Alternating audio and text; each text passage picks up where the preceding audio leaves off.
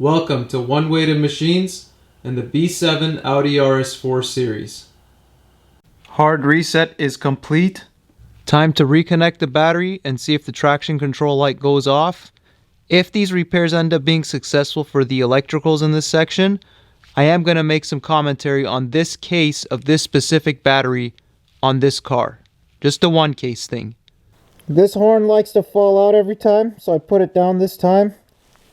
I got my mask on. This time I'm going to turn the car on with the window down so that maybe you can hear that squeaking goat sound from whatever pump or whatever it is a bit better. I'm also not going to turn on the dash lights. Okay, so it might focus poorly, but I just want to make sure you guys see the first start for this car after the hard reset to see if our traction control light has been gone by a capacitor drain. So, window open.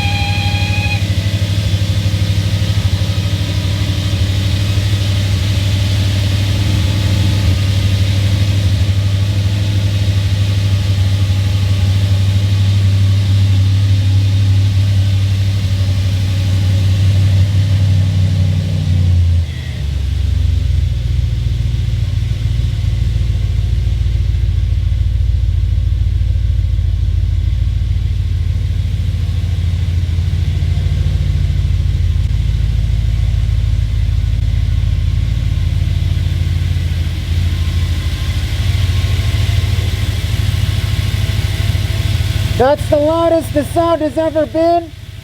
It is probably like minus 10 Celsius out here. But it went away on its own right away. So I have no idea what it was. I couldn't locate this out.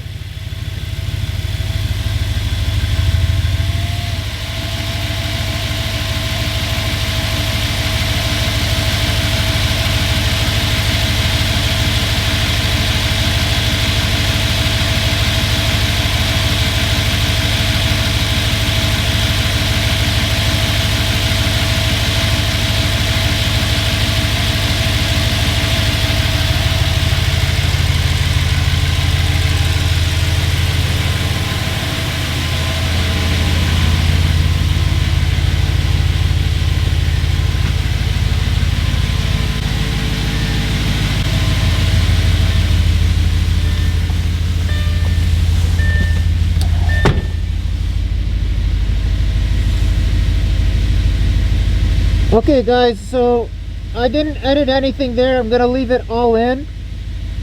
A hard reset did not fix our traction control light, and I don't have a check engine light, so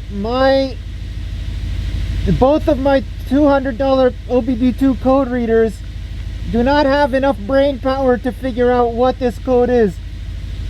So this might be a VCDS thing or a more expensive scan tool.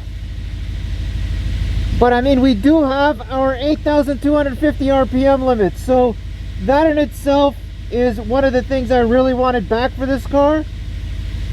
But being a real car person, you like to let all four loose sometimes when there's rain on the ground at least. And if there's snow and you drive yours in the snow, lucky for you. I mean, I don't take this out, maybe I will in the future, but the ESP button doesn't do anything. And that traction control light is just solid on there. Now, here's the thing. That traction control light, because there's no check engine light associated with it, and no limp mode associated with it, I'm kind of interested to know if this is actually traction control off. So I might take it out in the rain later and see if she slides around without any restriction.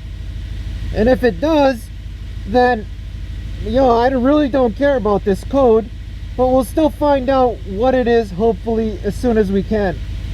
But yeah, that's kind of unfortunate that it came on right away again. So a hard reset does not solve that, but let's see what's next in store for this car. I'm gonna have to look into this more. Okay, and here's the thing. See, the car's still cold. Like I said, all of this is in one clip, no edits. And that really loud squeaky goat sound, or whatever you want to call it, I'm pretty sure while the car's still cold, if I give it some revs, which I don't like to, the sound slowly comes back. So that might help us start to find out what that is. But I think if that sound doesn't come on in the summer, that's just something you chalk up to old German car, intricate parts. When it's cold, sometimes they make sound, but it was pretty loud today. So let's see, let's give it some revs while everything is still cold.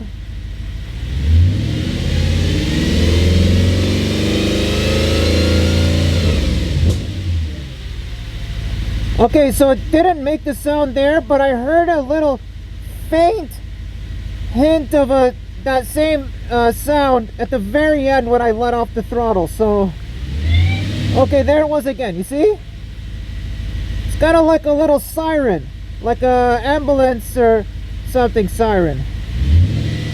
It's obviously not a siren sound, but that's what it sounds like. See, and it's between 1 to 2,000 RPM usually while it's really cold. There it is. Okay, listen.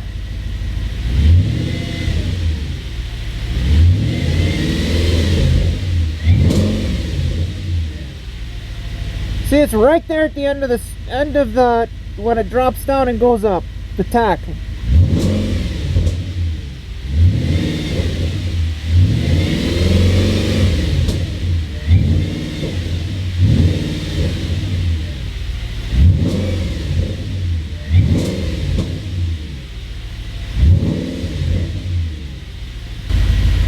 Okay, this is the first edit since that longer 5 or 6 minute clip. Okay, obviously the first few clips at the beginning of the video were edited, okay, but that 5 or 6 minutes wasn't.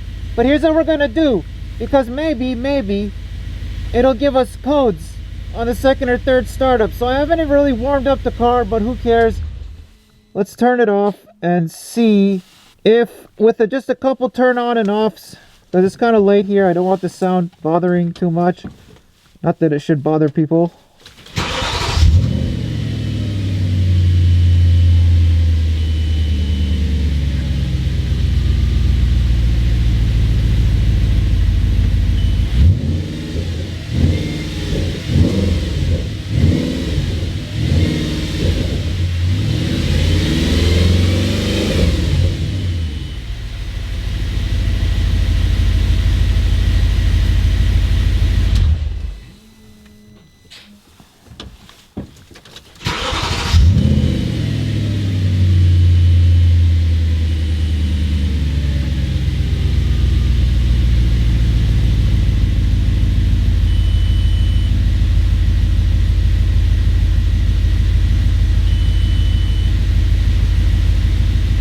The headlights and everything work fine. I'm pretty sure it's just because it's in service position and everything's tilted down a bit. The sensors probably think there's something wrong, but the lights all work on the car. I mean, the brake light I do need to change, but that's not our focus here.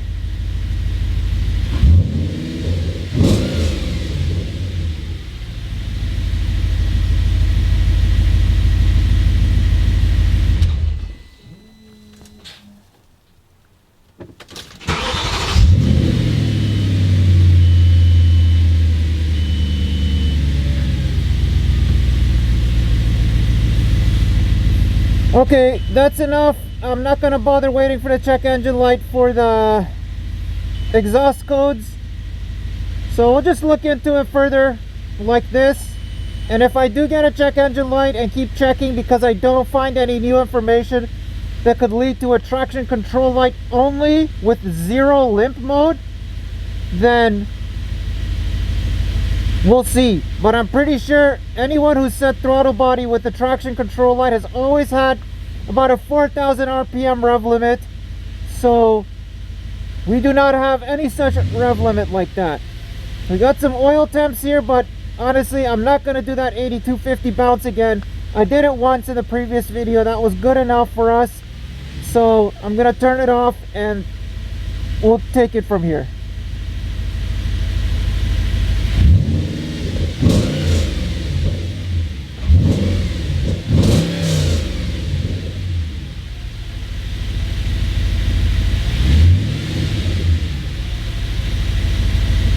Okay, so the sport button works. Let's try the sport button and then push the traction control light. This is just completely random things I'm trying here. Okay, it doesn't do anything. Okay, so I'm just holding the ESP button right now.